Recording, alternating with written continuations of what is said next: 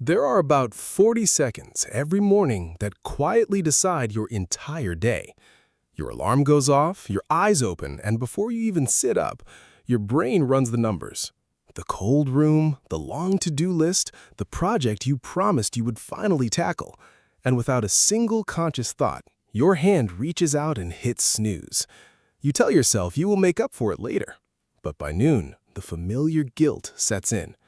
You watch another video on self-discipline, write a cleaner schedule, and promise tomorrow will be different. Most people assume highly disciplined individuals are just better at forcing themselves through that pain. But the reality is far stranger. The people with the highest discipline are barely forcing themselves at all. For decades, we treated self-control as a muscle that simply needed to be pushed to its breaking point. Psychological research has completely flipped that story on its head. In a landmark study led by Wilhelm Hofmann at Baumeister, researchers tracked people throughout their daily lives to measure self-control. If discipline were truly about raw willpower, the most disciplined individuals should have been resisting temptations constantly. The results showed the exact opposite. People who scored highest in self-control reported far fewer internal conflicts, weaker cravings, and less friction overall. They were not winning a brutal mental war every single morning. They simply structured their lives so that the war never took place to begin with. Think about what happens when you finally try to white-knuckle your way through a hard work session.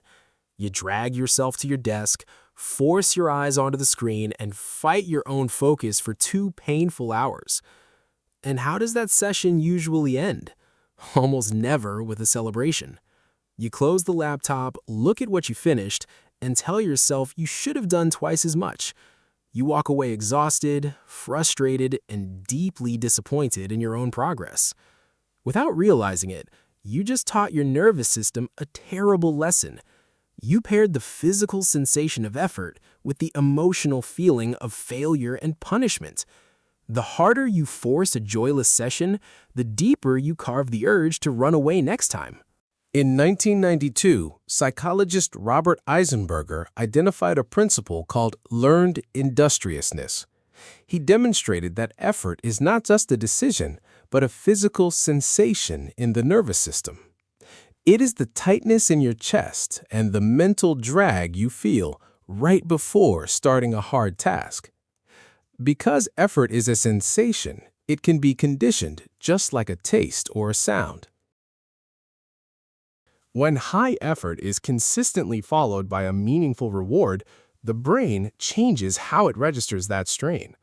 The uncomfortable tightness stops feeling like pain and starts feeling like a signal that a reward is coming. Eisenberger showed that once this association is built, it generalizes into completely unrelated areas of your life. Disciplined people were not born loving hard work. Their brains simply learned that effort reliably leads to value.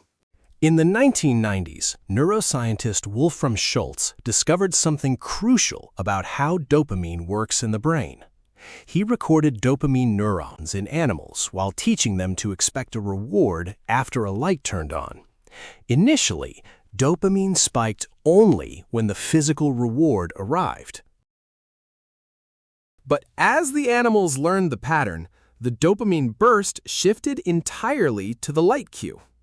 Dopamine is not the chemical of pleasure. It is the chemical of anticipation and prediction. Your brain releases dopamine the second you pick up your phone because it reliably predicts distraction and ease. When you look at your work, your brain predicts strain, self-criticism, and frustration, so it flinches. Disciplined people do not have more motivation. They have simply rewritten what the entry door to effort predicts. Think about the quiet decisions you make, long before you ever sit down to work. When you rely entirely on internal resolve, every temptation becomes a real-time negotiation you have to win. The disciplined person you admire is not standing in front of the fridge wrestling with their craving at midnight. They never bought the distraction in the first place, or they placed their phone in a completely different room. Follow-up research on self-control shows that high achievers deliberately choose environments that remove friction. They set out their clothes the night before, block distracting websites, and protect their focus before fatigue sets in.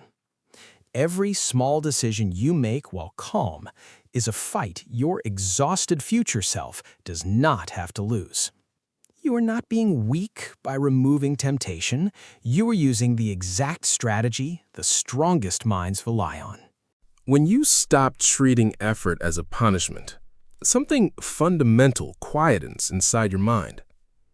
The task itself does not magically become effortless, but the exhausting daily argument simply disappears. The internal courtroom that convenes every single morning finally goes silent. You stop measuring your worth by how much you forced yourself to suffer through the day. Instead, your nervous system begins to recognize the sensation of effort as a familiar, rewarding texture. Discipline was never about gritting your teeth or declaring war on your own character.